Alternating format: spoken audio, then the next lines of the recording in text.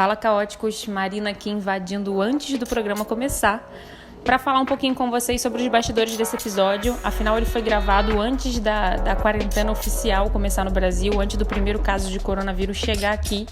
E na época o Michel estava em Israel. Quem acompanha a gente sabe que ele está em trânsito pelo mundo fazendo uma pesquisa para o livro dele.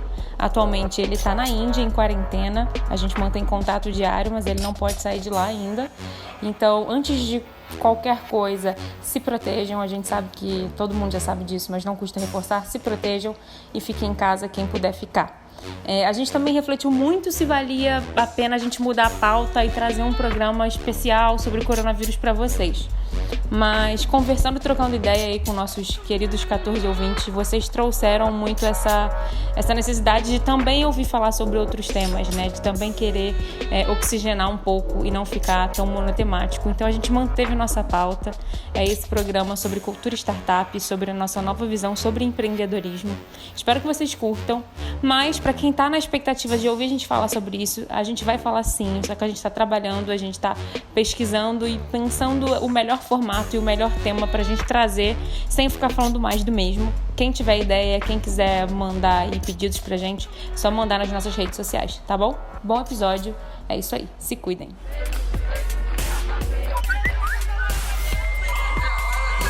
You are fake news. Olá, caóticos! Eu sou a Rebeca de Moraes, fundadora da Trop Soledad, e esse é o Caoscast, espaço de fritação de ideias do Grupo Consumoteca, que a cada 2 semanas traz um novo episódio para discutirmos os comportamentos e tendências que têm feito a nossa cabeça. Bom, você que ouve a gente sempre, já deve estar se perguntando aí por onde anda o nosso apresentador, que eu tô aqui esquentando essa cadeira enquanto ele não está, Michel Coforado. Michel, onde está você? Tá longe, mas tá perto, mas tá longe. Eu tô, mas não tô. Shabbat Shalom. Tô em Israel hoje. Como se responde? Shabbat Shalom também? Ah, deve ser. Não sei, também não cheguei nessa aula ainda. Até porque, Rebeca, cheguei aqui em plena sexta-feira, quando o comércio já fechava, e o mais doido foi que no sábado não havia mais nada na cidade. Tipo, imagina Tel Aviv, que é uma cidade grande, com um papel importante, uma metrópole, totalmente fechada. Parecia Rio Claro em feriado, sabe? O domingo à tarde. Então foi bom. Mas o Shabbat, Rebeca, tem um negócio super importante, que é o Dia dos Prazeres, né? É um momento, e a comunidade judaica que nos ouve, por favor, mande mensagem se eu estiver falando errado. Mas é um momento que você para, óbvio, para descansar, e boa parte dos israelenses, da comunidade judaica, toma esse dia para não falar de trabalho e para aproveitar os prazeres da vida. É sexta-feira o dia todo? É de dar a primeira estrela de sexta-feira a primeira estrela de sábado, entendeu? E você tem que aproveitar os prazeres da vida nesse dia. Você sabe que, inclusive, tem um negócio que eu adoro que eles falaram, é que o pessoal que é mais ortodoxo, mais religioso, toma esse dia para beber, toma esse dia para transar, toma esse dia para viver a vida real mesmo. Tipo, para colocar na agenda, é isso? Aproveita para colocar na agenda? Sim. Inclusive, olha, você sabe que espumante kasher, que é algo que me foi apresentado por Thiago Faria, bomba aqui na sexta-feira. É um negócio maravilhoso.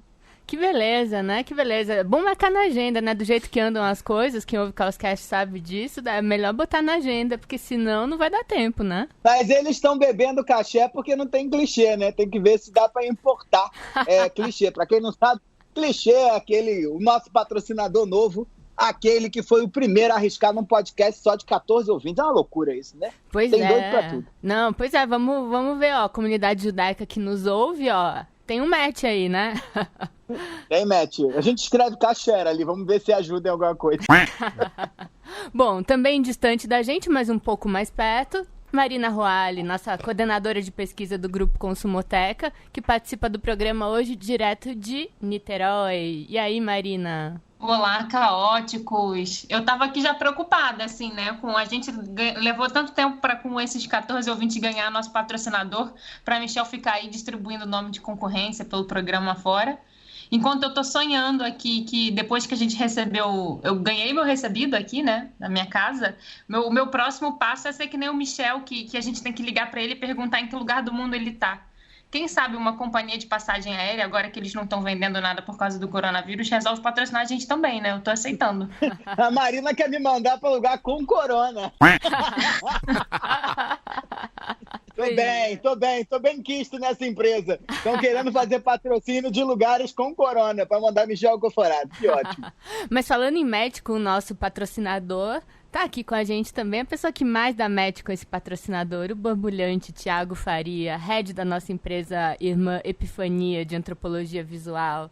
Thiago, depois desses recebidos de vinho, de espumante aí, qual você acha que devia ser o nosso próximo patrocinador, que tem tanto match com você quanto clichê? Olá, caóticos, estou aqui de corpo e alma. Hoje podia ser um resfenol, ia cair bem, mas na vida a gente podia ter o quê? Montadoras, empreendimentos imobiliários, porque aí a gente recebe sustanciosos recebidos, o que você acha?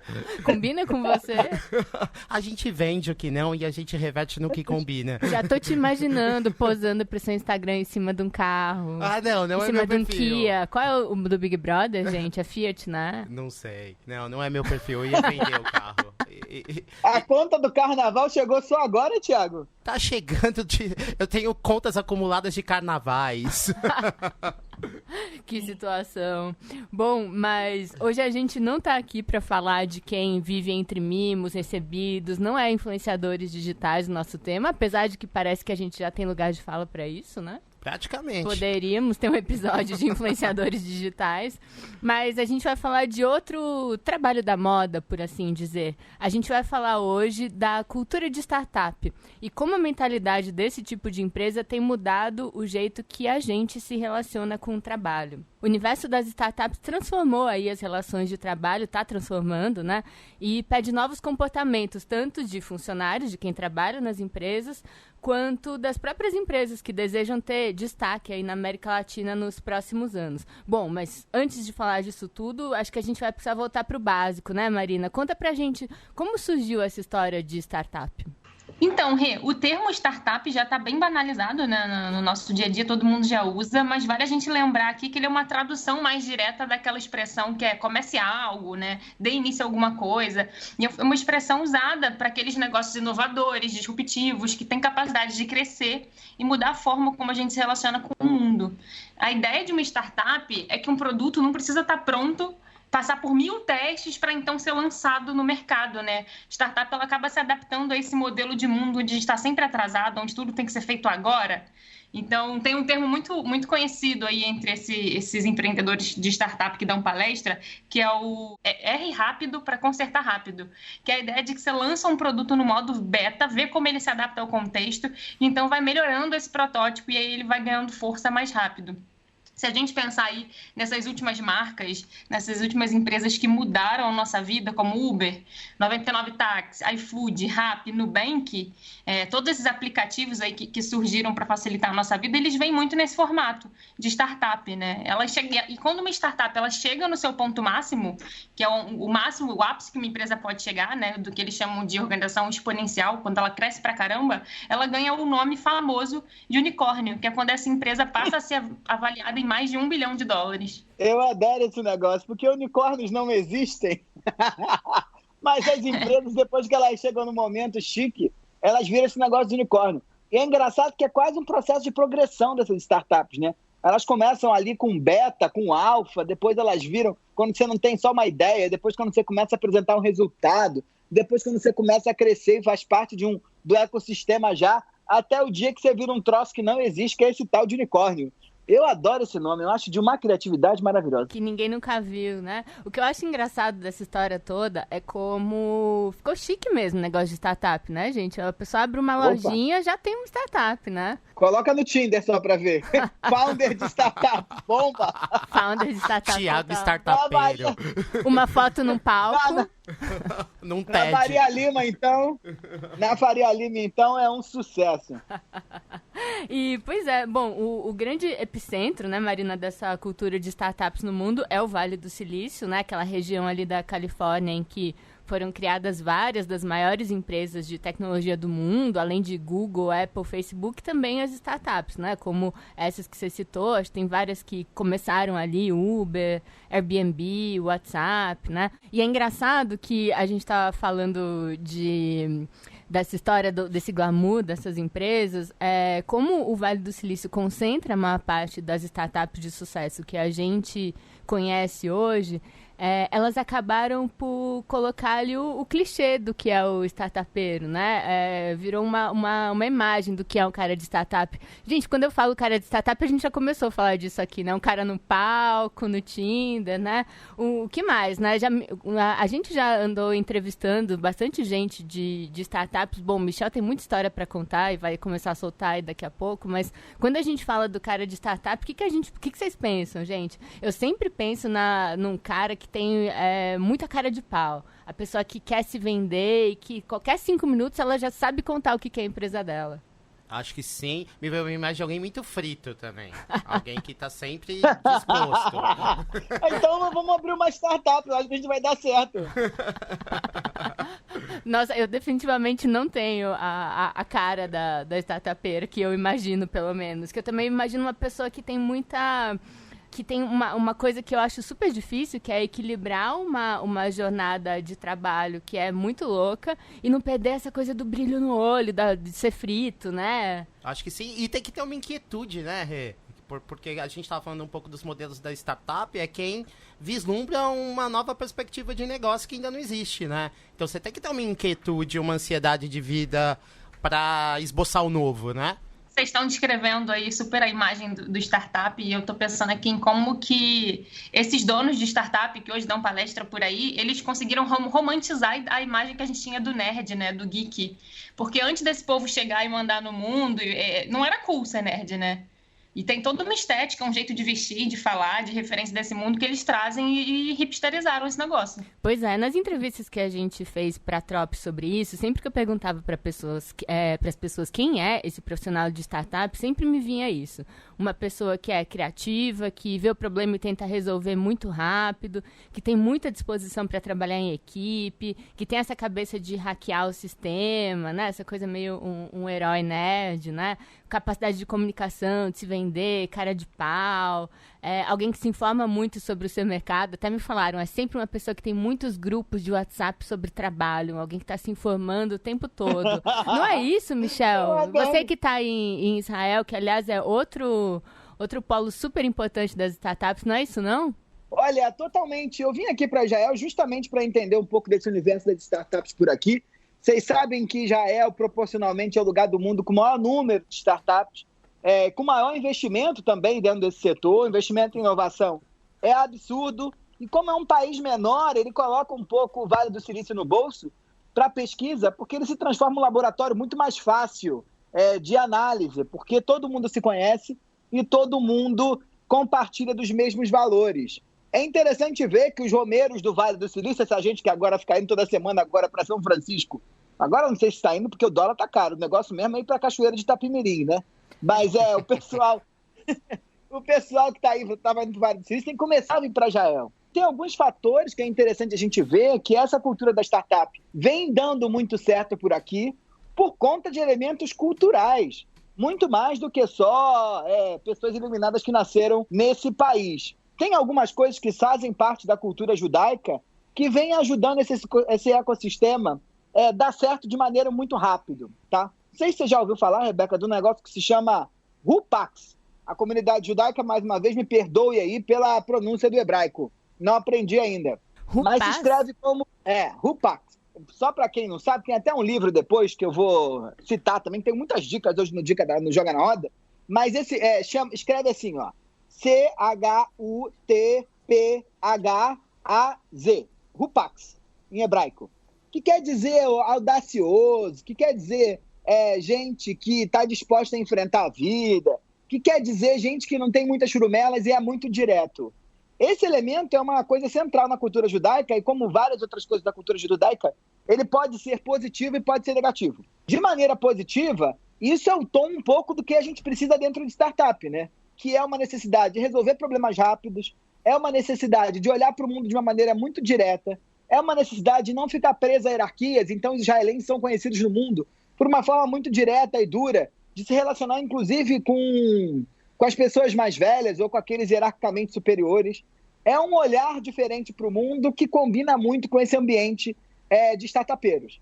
Agora, há um outro elemento também que a gente não pode dizer, e aí vou entrar aqui numa polêmica. Amos Oz, que é um escritor israelense, disse que é um inferno quando você é israelense, ou quando você fala de Israel, Porque quando você é um escritor brasileiro, te perguntam de literatura, você só fala de literatura.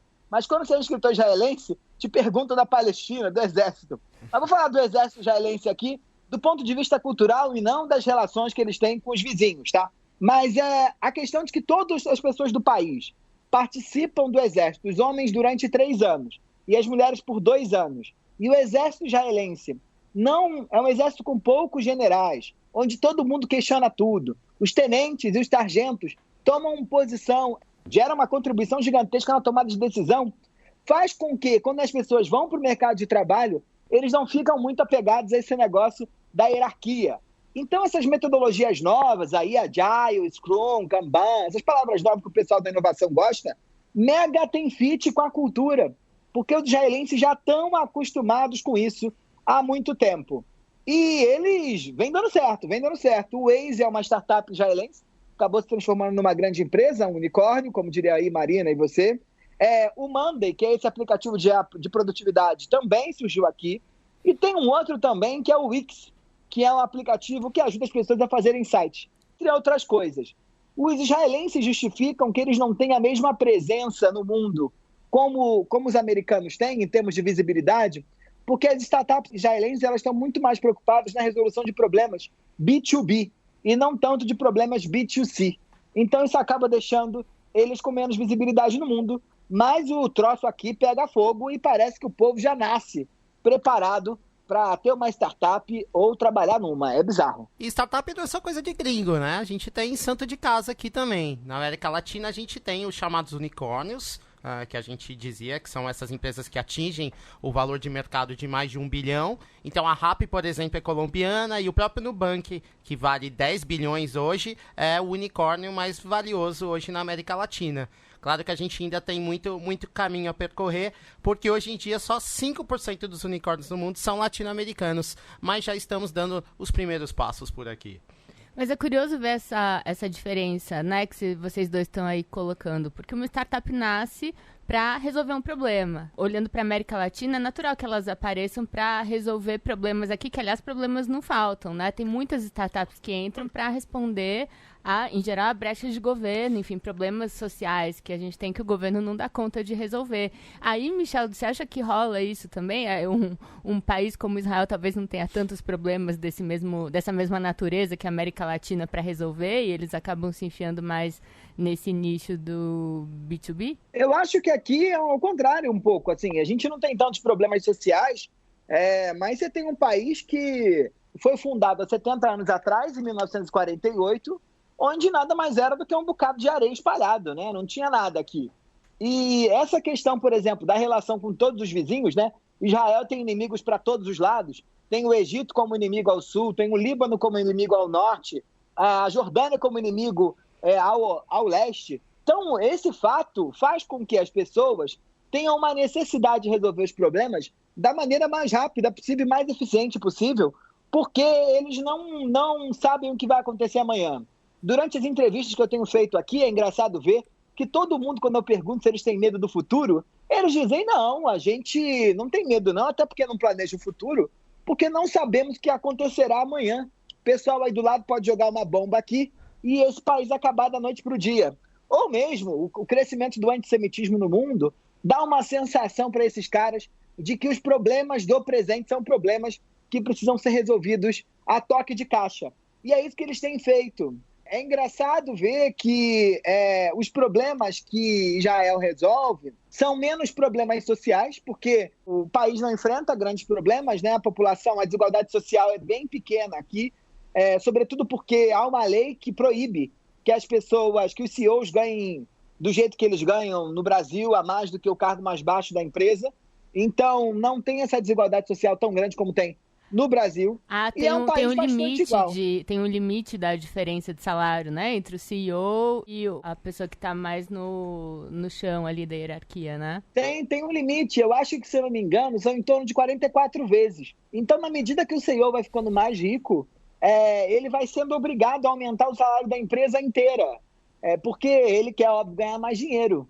Mas na cultura judaica, eu acho que também tem um negócio também que é bem importante, que combina com o universo de startups, é que apesar dos judeus ao redor do mundo serem pessoas, boa parte das vezes, bastante bem-sucedidas, eles investem muito em cultura. Então, essa coisa da leitura como elemento fundamental na construção do eu, do self, é muito importante dentro da cultura judaica.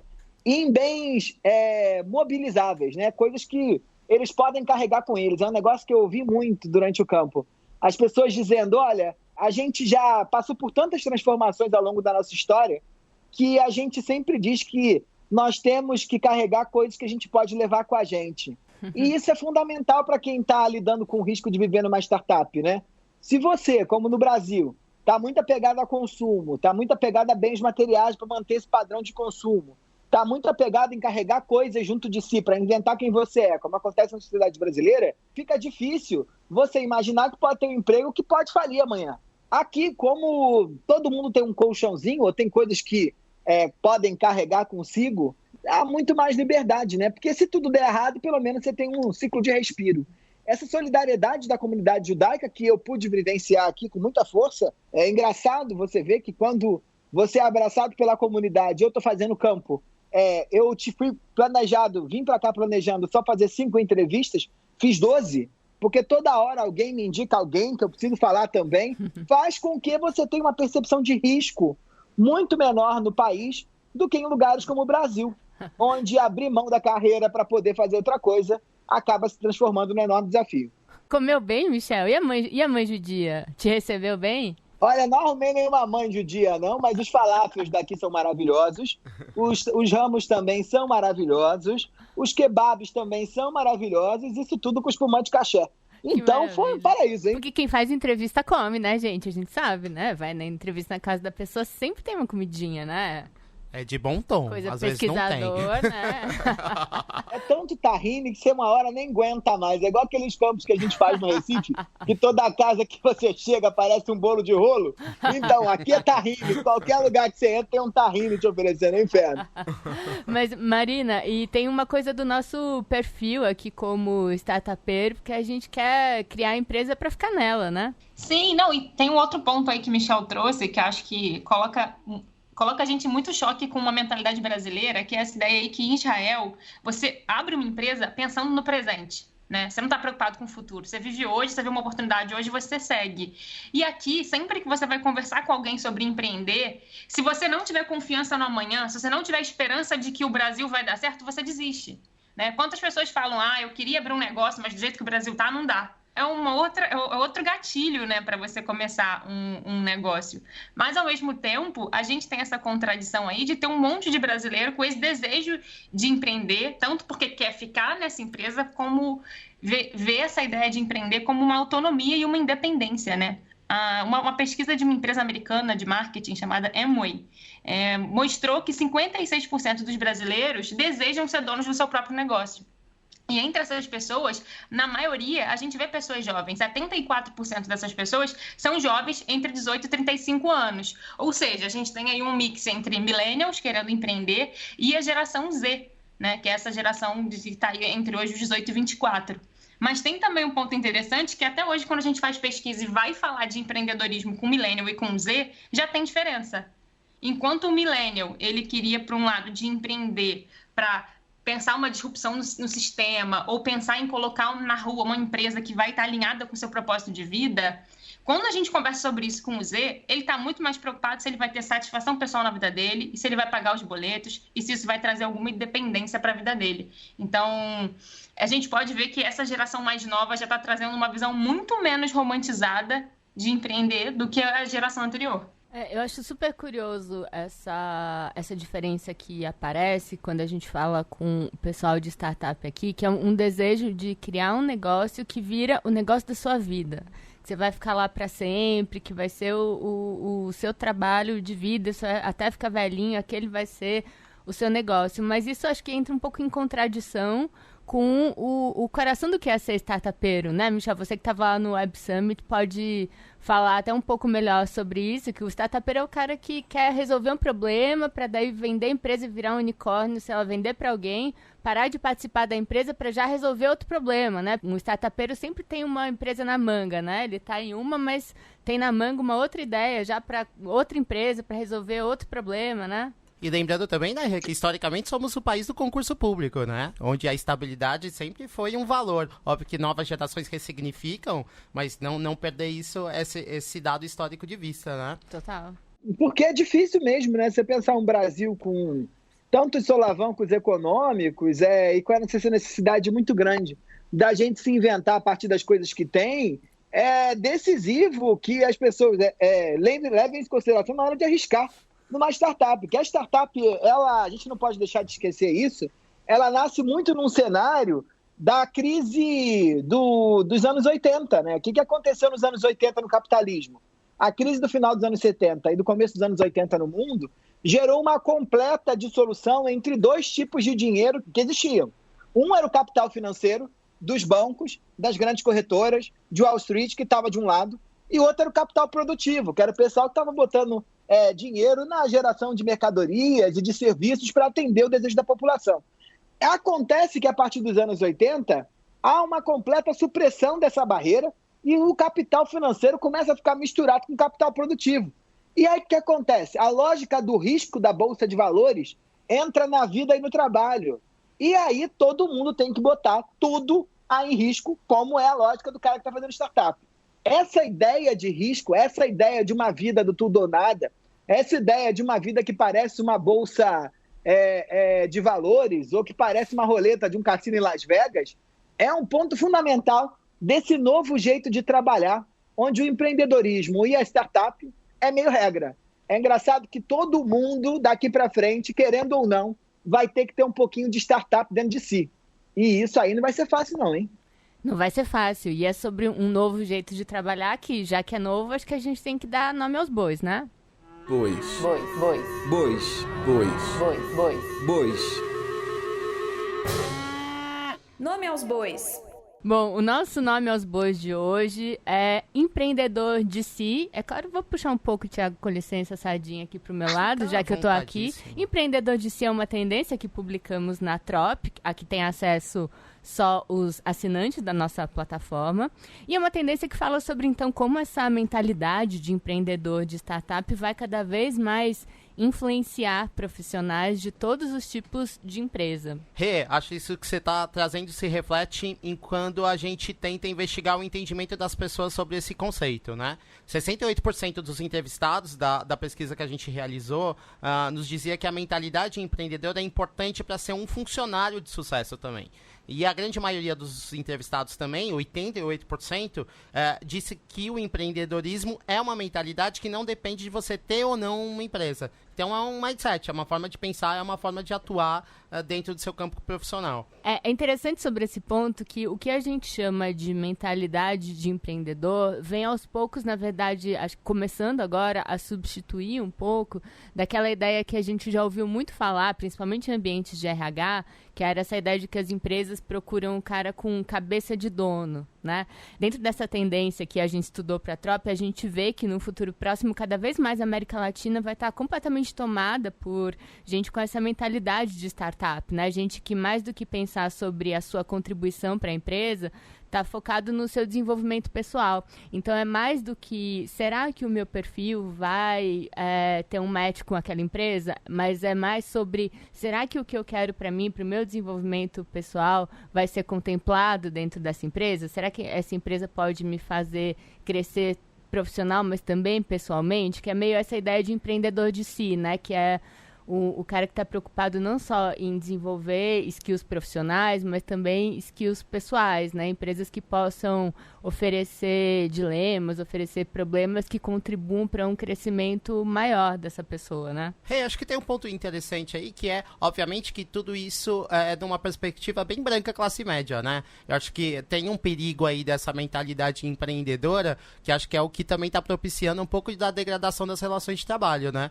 Porque a gente tem uma romantização um pouco desse mindset empreendedor entre as pessoas de mais baixa renda, que se fodem pra cacete pra ganhar um pouco do seu dinheiro, e romantizadas como batalhadoras e tudo mais, e no fim das contas isso diz respeito a uma degradação aí de regras de trabalho e que vai trazendo um cenário mais complicado pra essa galera, né?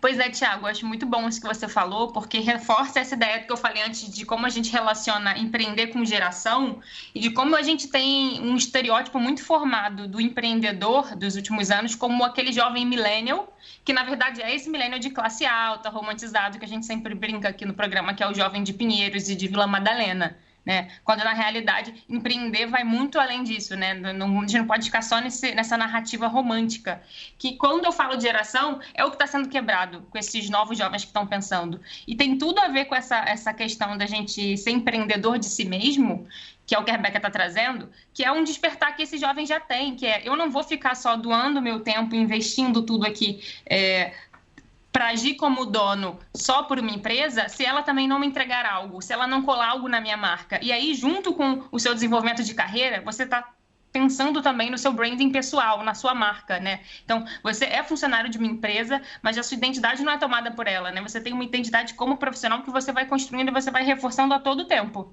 E, Michel, além de Israel, também teve essa experiência com startupeiros no Web Summit em Lisboa, né? Como é que foi lá? Esse negócio de startup me chocou desde o ano passado. Eu tinha ido ano passado no South by South, depois me meti naquele tal de Web Summit lá em Portugal, achando que ia encontrar um evento parecido, coisa fina, de gente bem vestida, com estrutura. Cheguei lá no Web Summit, é um grande puxadinho. E depois me lembrei de um antropólogo super importante, que é o Edmund Leach. Ele diz que ética é estética e estética é ética. E fui entender que esse caráter e essa cara de puxadinho do Web Summit é porque na cultura da startup a variável do tempo é tão importante que eles não podem mostrar que estão perdendo tempo para deixar as coisas bonitas. O pitch precisa ter não pode ser com um slide muito bonito, não, porque se você está perdendo tempo para deixar um negócio bonito, é fato que você não está gastando seu tempo do melhor jeito. E Michel, é meio aquela história que falavam do Steve Jobs da camiseta preta, que aí ele usa a camiseta preta todo dia porque ele não pode queimar uma oportunidade de fazer uma decisão com roupa, né? Imagina. Sim, e alguns autores vêm chamando a atenção que o que acontece, como eu estava dizendo, desde os anos 90, que é a entrada desse capitalismo financeiro dentro do capitalismo produtivo, e tudo a gente começou a fazer com celular ou com computador, o capitalismo deixa de ser algo que a gente faz e começa a se transformar cada vez mais em algo que a gente pensa. E aí a gente inventa esse tal desse troço que eles vão chamar de capitalismo cognitivo, que é um capitalismo no sex. O Web Summit é no sex. O Steve Jobs é no sex. Esse moço aí, como é que é o nominho dele? Do Facebook, é zero sex. E é por quê? Porque para ser sexy, para ter uma sensualidade, você precisa lidar com os sentidos. E o capitalismo virou um negócio, esse mundo das startups, tão cognitivo que as pessoas transformaram todo o caráter sexy, o jeito sexy do mundo em algo para inglês ver. Então é engraçado ver que esse caráter do puxadinho que estava no Web Summit está aqui em Tel Aviv também. Tel Aviv é uma cidade maravilhosa, que tem um espírito jovem, super interessante, a gente se sente muito bem por aqui, mas parece uma grande 25 de março. Não há um jardim em Tel Aviv. Os fios são aparentes, os prédios parecem cair aos pedaços. Isso por quê? Porque as pessoas não têm tempo, dizem não ter tempo para ficar se preocupando com estética. É engraçado ver que isso estava lá no Web Summit. E estava lá também todo esse caráter, claro, desse mundo dos startupeiros. Você sabe que a vida de um startupeiro começa com um negócio que se chama pitch. Gente, eu acho muito loucas essas histórias dos pitches, Michel. O pitch é engraçado porque no mundo real, que é o mundo do empreendedor, você consegue, óbvio, ter uma necessidade grande de estabelecer relações para que seu negócio vá para frente. E aí o elemento fundamental da vida do empreendedor é marcar almoços, né? Marca café, né? Senta numa mesa. Startupeiro não tem tempo para marcar almoço ou café, porque eles acham que isso é tempo useless, né? Tempo sem sentido, sem utilidade. E aí a vida deles se resume ao pitch. E são vários tipos de pitch. Você tem o elevator pitch, que é aquele pitch de 1 minuto mesmo, 1 minuto, que é como é que você vende a sua ideia dentro de um elevador. Se o investidor gosta da tua ideia, você começa a conseguir ali uns 5 minutos de pitch. Se ele gosta da tua ideia, você consegue meia hora. E assim você vai conquistando os relacionamentos e vai conseguindo estabelecer relações com esse mundo do capital financeiro para investirem em você e naquilo que você acha que vai resolver todos os problemas do mundo. Então, essa lógica do puxadinho, essa lógica do fio aparente, essa lógica da baixa preocupação estética, essa lógica da mesma roupa todo dia, para mostrar que eu não me preocupo em ficar escolhendo o que a stylist mandou você escolher, faz parte desse jogo, que é o jogo novo que o mundo vai virar. Ser startupeiro é apostar forte que o puxadinho vale mais do que o arrumadinho. Será que a gente pode esperar uma contracultura barroca futurista? A gente não vai sentir falta dos rococós? Eu acho que você tá querendo encabeçar esse movimento. É isso que eu ia falar. Ele tá querendo dizer, olha, pessoal, deixa comigo que eu tô na contracultura. Eu vou ser o líder desse movimento. Acho que você tá plantando essa. Tá plantando essa pra ver se cola. Só joguei. Deu medo. Ele quer falar assim, meu Deus, o que será de mim? Meu Instagram virará o quê? Socorro. Mas vai ser vintage. Instagram vai ser vintage. Mas tem uma coisa sobre isso que a gente tá aqui falando tanto de startup, como essa cultura é forte, que tem uma coisa que tem um monte de empresa super tradicional, que é o oposto do que a gente tá falando, que de alguma forma também tá tentando colocar ali esse mindset ali dentro, né? Tá tentando incorporar alguma coisa disso, né? E tem vários movimentos que a gente vê, né? Esse próprio movimento de empresas incubando outras, né? Ou comprando startups para deixar elas ali dentro, para aprender com ela, né? Isso também a gente vê muito acontecendo, mas agora, vocês acham que isso é efetivo? Uma empresa grande pode virar uma startup do ponto de vista da cultura? Acho que em algum lugar é um pouco sobrevivência, né? Porque a gente falou muito aqui sobre o tempo do mundo e ele tá mais rápido. Então essas grandes empresas viram grandes elefantes brancos que precisam sair do lugar na velocidade onde o comportamento das pessoas estão saindo, né? Obviamente que é muito mais difícil você estabelecer essa lógica, mas acho que de alguma forma é um mecanismo de sobrevivência elas tentarem se incorporar a essa contemporaneidade. Tem um ponto aí também, Thiago, que acho que é legal a gente pensar, que o que essa mentalidade do startupeiro propõe é que você está num modo de aprendizagem contínua, né? Se você quer fazer disrupção no mercado, você tem que estar pensando diferente, você tem que estar se atualizando, essa coisa da pessoa que está em 1000 grupos de WhatsApp. E quando uma empresa resolve aderir esse mindset, você está indo muito contra o que as empresas sempre foram, que é você vai aprender um negócio, você sabe, você vira especialista naquilo, acabou, você é o bambambam naquilo e acabou. Então, a porta de entrada por onde muitas empresas vão tentando entrar em contato com essa cultura é você começar a mudar o ambiente, né? Que, mal ou bem, Michel aí tá falando da estética do startupeiro, mas tem aquela estética da sala cheia de puff, do totó, do frigobar que você pode pegar e beber no expediente. Você um monte de palhaçada que você não pode usar, né? Um monte de bobeirada que você não pode usar. Porque se você não tem tempo para se arrumar ou para deixar o seu ambiente bonitinho, porque estética é ética, como eu estava dizendo, você imagina para usar totó. Né? Agora, Marina, esse negócio que você está trazendo aí, desculpa te interromper, não foi como chama isso aí? Mansplaining, não, mansplaining, né? Como é que é? Mansplaining, mas pode falar. Você me permite, de verdade. Eu te permito, com adição. Tá, desculpa te interromper. É só porque esse negócio que você está falando aí é muito legal, porque ele dá conta de um outro fator que eu estou aqui mega pesquisando, que é a colonização da vida pelo trabalho, né? Que faz muito caráter fundamental desse universo dos startupeiros. Os startupeiros dão certo porque eles são pessoas que deram certo. São skills, os soft skills, pessoais, não são skills de trabalho. E aí, a ideia de que que o trabalho colonizou a vida faz com que esses escritórios, mesmo que eles não usem, tenham dentro deles coisas que estavam separados. Estavam no momento do happy hour, como a cerveja, estavam no momento da diversão, como o ping-pong, ou estavam em outros momentos, né? O que é uma loucura. Então, te peço desculpas aqui pela interrupção, eu acho que isso é um ponto importantíssimo.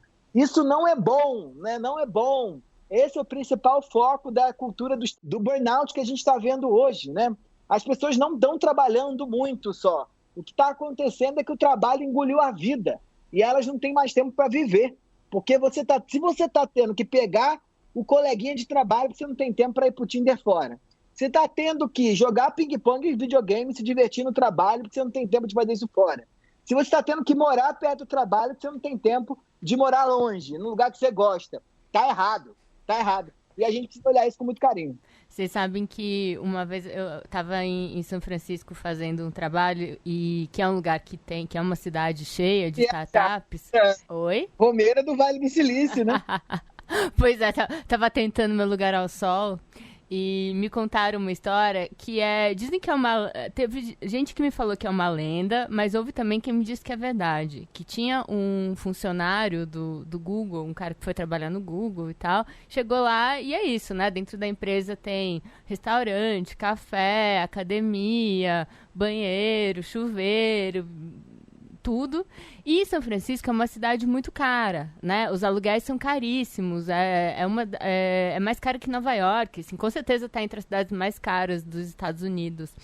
E daí diz que esse sujeito, diante de tudo isso, tudo que se oferecia na empresa, diz que ele comprou um furgão velho e ele abandonou o aluguel dele e começou a morar dentro do carro, dentro do estacionamento do Google.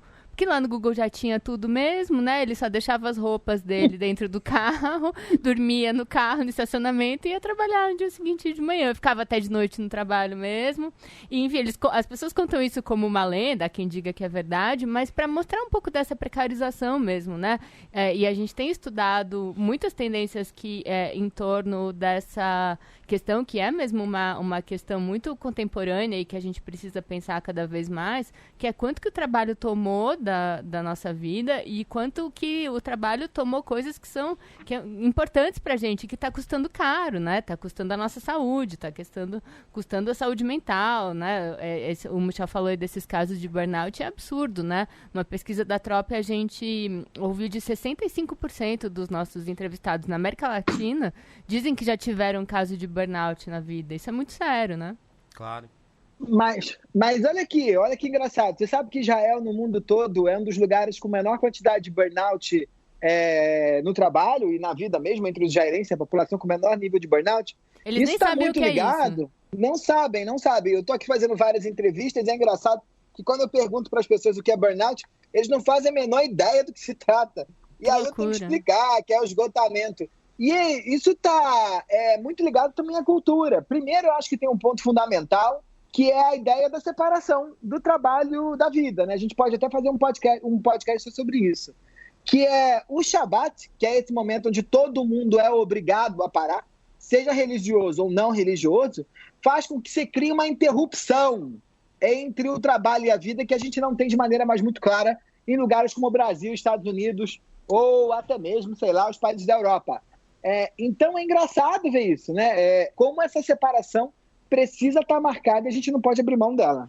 E os startupeiros que estão nos ouvindo, por favor, aprendam a separar o joio do trigo, porque senão vai dar ruim, hein? A partir do momento que o mercado está cobrando que a gente treine mais habilidades também do que só aquele conhecimento rígido, né? Que é como a gente chama que a gente hoje está mais em busca do soft skill do que o hard skill. O que isso significa? Eu estou menos preocupada se eu sei mexer em determinado software ou se eu tenho uma técnica para fazer alguma coisa e mais preocupada se eu tenho uma habilidade de fala, se eu estou antenada nas coisas, se eu sei conectar coisas.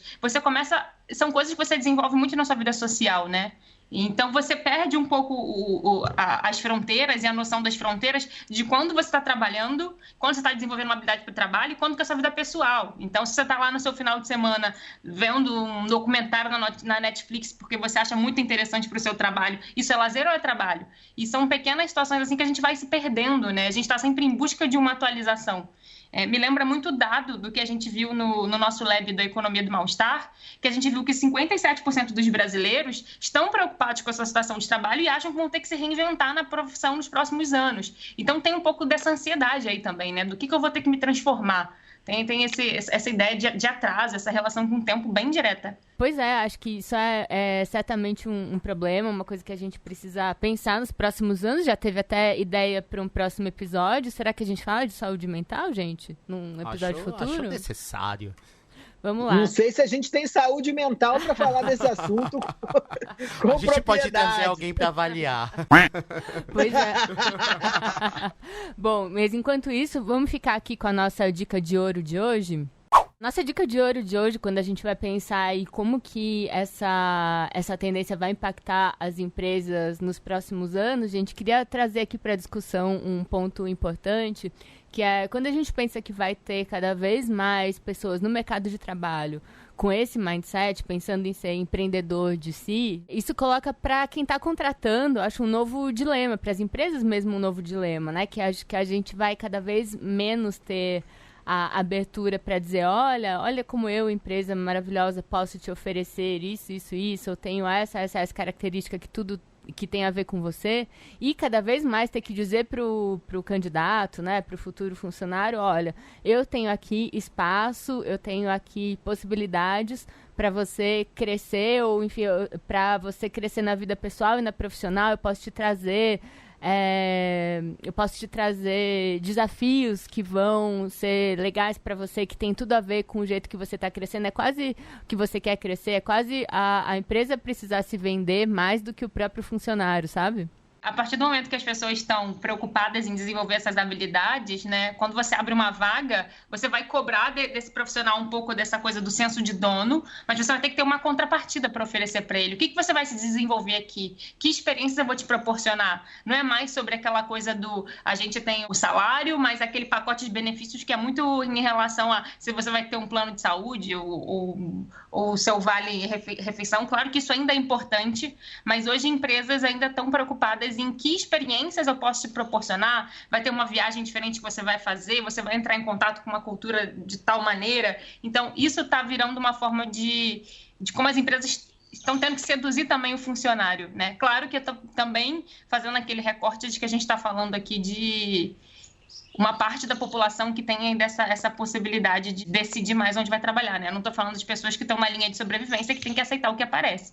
Então, vale a gente lembrar da nossa bolha sempre aqui, para não parecer que a gente está ignorando essa maioria. Esse vida é trabalho não é sobre que emprego está me oferecendo, é sobre que vida você está me oferecendo, né? Qual é a qualidade de vida e que tipo de experiência você pode me oferecer como empresa? Acho que para as empresas é menos sobre eu tenho uma academia dentro da empresa e mais sobre eu te dou tempo para você ir na academia que você quiser. É possível você fazer academia trabalhando aqui. É como a gente estava falando do ponto de vista do funcionário, né? Acho que você tirar do seu currículo que você sabe, domina o Word, e colocar no seu currículo que você pratica mindfulness, né? Acho que tem essa diferença. Assim, eu tenho uma vida extra-trabalho que colabora com a minha vida no trabalho, inclusive, né? Total. Acho que esse é o movimento que a gente vai ver cada vez mais daqui pra frente, né? Então tá. Então vamos pro Joga na Roda? Bora!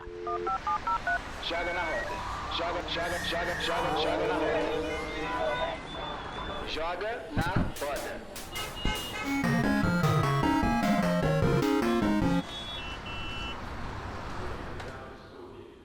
Me contem, meus queridos, o que trazem pra hoje?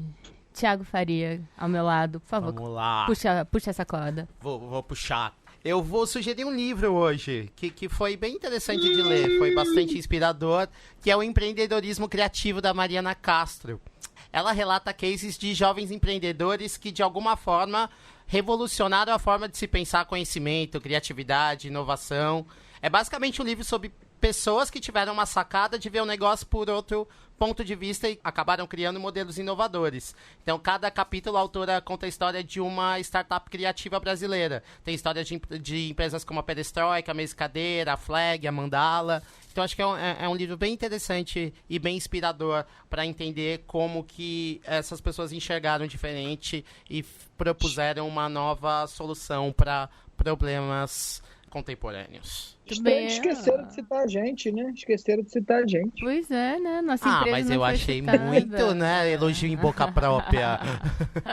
Sentou na cadeira de Michel Coforado, tem que indicar um livro. Michel, e você? Vai indicar Big Brother em contraposição? Olha, a Manu Gavassi vem se mostrando uma grande empreendedora, né? Você sabe que ela, É verdade. no dia que entrou no Big Brother e começou a fazer esses videozinhos aí, ganhou milhões de seguidores, como bem falou Marina Roale numa live que fez comigo, ela abriu uma empresa de marketing digital. Então, quem está precisando dar uma bombada nas redes sociais, pode contratar a Manu Gavassi. Mas vou trazer um livro para manter aqui o padrão. Eu li um livro que eu achei maravilhoso, que é de um autor que não é um autor.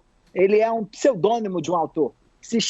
O nome do livro é Este Livro Não Vai Te Deixar Rico. Descubra a verdade sobre o empreendedorismo, startup e a arte de ganhar dinheiro. O autor, que não é o autor, é o startup da Real. É um cara que se diz como um grande vencedor desse mundo, que vendeu startups, morou em Nova York, sei lá o quê, mas está na contracorrente. E ele lançou esse livro aí para dizer que, olha, tudo que te dizem que não é. Então, eu acho bom ter o contraditório aqui. Então, por isso que eu vou indicar isso. Boa. Marina, o que você traz para nossa roda? Eu trouxe um livro também. É o Mindset, A Nova Psicologia do Sucesso, da Carol Dweck, que é um livro best-seller, né? Fácil, você entra em qualquer uma dessas livrarias, vai estar lá naquela gôndola lá principal dos mais vendidos. Mas o que eu acho interessante desse livro é que ele mostra pra gente como que esse discurso de startup ele impactou as empresas e como tá todo mundo correndo atrás dessa nova mentalidade, né? A gente sentindo que a gente está precisando evoluir e se atualizar o tempo inteiro. E é um livro que fala disso, né? Ele fala como que a gente tem que abandonar um mindset fixo e aquela ideia de que você não pode mais falar, eu não nasci para isso, eu não sirvo para isso. Você vai estar num modo de aprendizado, que é o que a startup faz, e aceitar que você pode errar e estar nessa questão de buscar uma certa evolução dentro do seu trabalho o tempo inteiro. E eu acho que é isso, né? Tem tudo a ver com startup. Eu vou trazer para a roda outra, não é um livro, é um projeto de uma amiga querida que é a Juliana Maris. Ela tem um projeto que se chama Fatigates, que é de conteúdo sobre cansaço materno. E eu trouxe esse tema porque a gente está no mês da mulher ainda, e acho que tem uma questão muito importante em torno do empreendedorismo feminino, das mulheres dentro de startups, que muitas vezes elas acabam empreendendo, muito porque o mercado de trabalho não consegue absorver mulheres depois da maternidade. Isso é uma questão muito importante da luta feminista hoje, o lugar dessa mulher mãe no mercado de trabalho. E o Fatigates é um projeto que cuida que busca cuidar de uma parte importante disso, que é essa questão dessa sobrecarga das mulheres, que as mulheres que estão no mercado de trabalho, elas muitas vezes acumulam o trabalho não remunerado. E isso gera uma situação de cansaço e de exaustão muito séria. E o Fatigates é um projeto que olha para esse aspecto da vida da mulher. Quem quiser saber mais, tem o Instagram, que é @Fatigates, e dá um Google aí e encontra. É um projeto muito legal. Elas fazem encontros, workshops, distribuem conteúdo em torno disso. Eu acho que tem tudo a ver com esse mês e tudo a ver com o nosso tema também. Então, vamos lá. Tá na hora do Manda Zap. Marina, qual a primeira mensagem de hoje? Hoje a mensagem que eu vou falar aqui é da Hannah Araújo, que já escreveu pra gente outras vezes. Hannah é uma do Clube dos 14 lá. Ela ouviu o episódio sobre clichê e comentou aqui com a gente que ela acha que a palavra gratidão tatuada no corpo vai ser um novo tribal ou o símbolo do infinito daqui a alguns anos, porque já tá saturada. E é isso aí, Hannah, não tem como a gente fugir desses clichês. É legal que esse episódio o pessoal tá comentando direto, né, de como todo mundo para identificar aí algum clichê que a gente tá sempre reforçando, não tem jeito. Pois é, Marina, sabe que outro episódio que deu muito pano pra manga foi o da solteirice, né? O Leandro Lima escreveu pra gente que adorou saber mais sobre os dilemas dos solteiros, já que ele tá no relacionamento há 13 anos, então acho que vida de solteiro é uma coisa que ele, de fato, desconhece um pouco. Ele conta pra gente que passou a entender melhor seus amigos solteiros, mas lembrou que no amor não existe fórmula, já que ele e a esposa desafiam a astrologia, sendo que ele é taurino e ela é aquariana. Eu não entendo disso, mas parece que não daria match, né? Desafia mesmo, é difícil, mas tá de parabéns. Como aquariana, posso dizer. Porque pode andar pelo mundo comendo nos melhores restaurantes, bebendo clichê, bebendo clichê da Itália, bebendo clichê Uruguai, bebendo clichê espumante e bebendo ainda espumante cachê. Não pode, certo, Marina? Tá certo, pode. É porque é mais pela questão do aquariano ser muito voltado para mudança, né? E se jogar muito. E taurino na astrologia é um signo averso à mudança, né? Então, é o signo da estabilidade, né? Mas, eu sou aquário com lua em touro, então tá tudo certo. Você é aquário com touro? Com lua em touro. Não, mas o seu ascendente é o quê? É Libra. Então aquele biscoito de polvilho que você compra naquela padaria da Praça Vila Boinha é por causa do teu ascendente em touro? Da minha lua em touro. Isso aí. Deve ser. Então Então pronto, ó, Ah, Leandro. é porque é maravilha, é muito gostoso aquele negócio, faz todo sentido. Então pronto, ó, Leandro, esse podcast está fazendo justiça a uma característica importante desse grupo que diz que nenhum comportamento fica sem explicação. Então pronto, ó, arranjamos uma explicação para você e a sua mulher nesse relacionamento de 13 anos. Parabéns e obrigado pela sua mensagem. Vida longa esse relacionamento longa. improvável. E aí, Thiago, o que você tem aí? Ainda sobre o episódio de bebida, Rê, tem uma mensagem do Calox que disse assim: as bebidas das músicas mudaram. Antes elas diziam pra empinar a bunda pro alto ao estourar Xandão. E agora é pegar a catuaba e ficar pelada. Seria crise, Michel? Acho que você é a melhor pessoa para responder. É crise na bunda ou na bebida? Resta saber, hein? O Michel, queria então aproveitar esse momento que estamos mencionando um comentário do episódio de bebida para lembrar que no nosso episódio passado a gente anunciou o nosso patrocinador maravilhoso, que é a marca Clichê, que vocês podem seguir no Instagram, @adoroclichê, e lembrar que a gente não fica metido sozinho e que tá rolando ainda a promoção do Clichê. Para quem ainda não ouviu o último episódio, não segue a gente no Instagram, vai lá que tem um destaque no nosso @caos.cast, que tem um link lá na nossa bio, que você consegue comprar o seu rosé maravilhoso com 10% de desconto e frete grátis. Só Devo para dizer caóticos, que ganhei, gostei e comprei. Ó, Tá vendo? Isso que é uma influência bem feita. Ah, e vamos pedir para as pessoas, gente, por favor, façam valer nosso patrocínio. Quem comprar o Clichê, marca a gente, que a gente vai repostar e mostrar para o nosso patrocinador que a gente tem alguma influência nesse mundo, tá? Então marquem a gente, não deixem de fazer isso. é verdade, gente. A gente tá aprendendo a entregar resultados pro patrocinador. Como é isso? Tem um nome, né? A gente tá. Eu queria dizer pra vocês que eu acho que a gente tá muito. Accountability. A gente tá muito bem nesse episódio que a gente incorporou vocabulário, né? Eu ouvi mais de uma vez nesse episódio disrupção. Ouvi mais de uma vez mindset.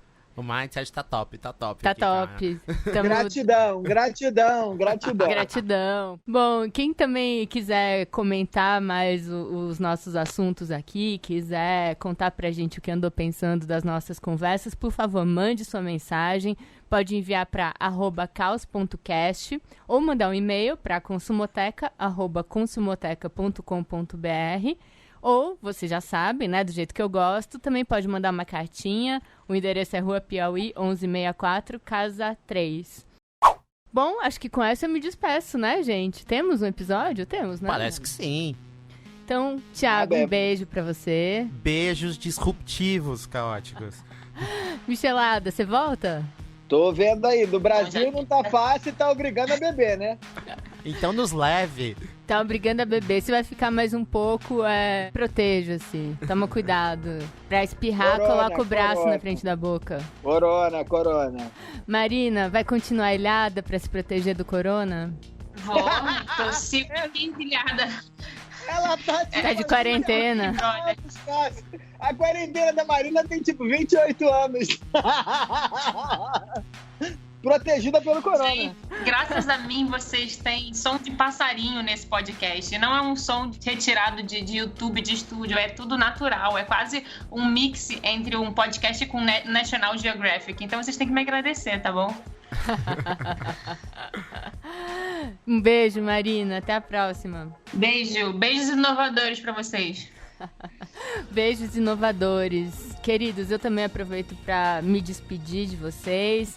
Empreendedores, empreendam com calma, empreendam com tranquilidade na fritação.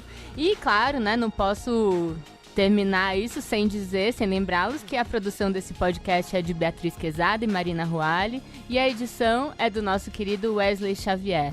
Até a próxima, beijo. E as borbulhas? As borbulhas são de clichê. E de Thiago Faria. Beijos.